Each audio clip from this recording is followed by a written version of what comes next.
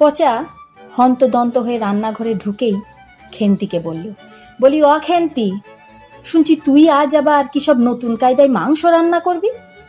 বলি তোর মাথাটা কি একবারে গেল রে? মনিবদের পেট নিয়ে পরীক্ষা করার তোর কি দরকার হয়ে পড়লো, আমাকে একটু বল দেখি। চুপচাপ কাজ থামিয়ে পচার কথাগুলো এতক্ষণ শুনছিল খেন্তি।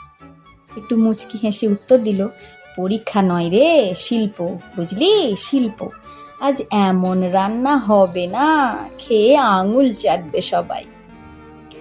রান্নাঘরের সমস্ত ভালো মন্দের দায়িত্বে থাকা পচা এবারে ঝাঁঝিয়ে উঠল। আঙুল চাটবে না আমাকে ধরে ঝাঁটা পেটা করবে, সেইটা আগে বল দেখিনি।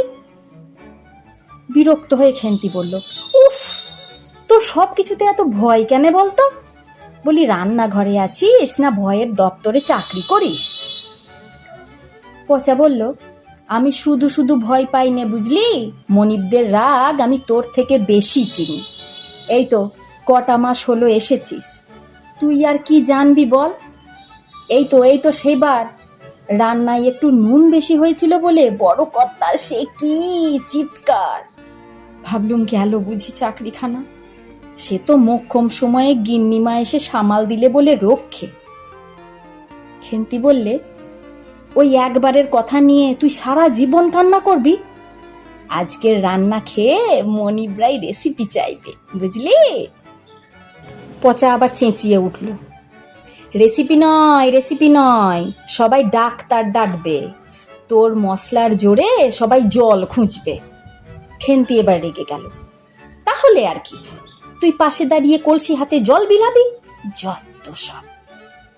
পচা বলল, আগে থেকেই বলে রাখছি, বিপদ বুঝলে আমি কিন্তু সবাইকে বলে দেবো যে সব কাণ্ড খেন্তির। খেন্তি এবার একটু কৌতুকের সুরে বলে উঠল, আর যদি সবাই বাহবা দেয় তখনও বলবি তো যে সব দায়িত্ব আমার? তখন তো বলবি আমি খেন্তিকে দেখিয়ে শুনিয়ে নিয়েছিলুম হুজুর।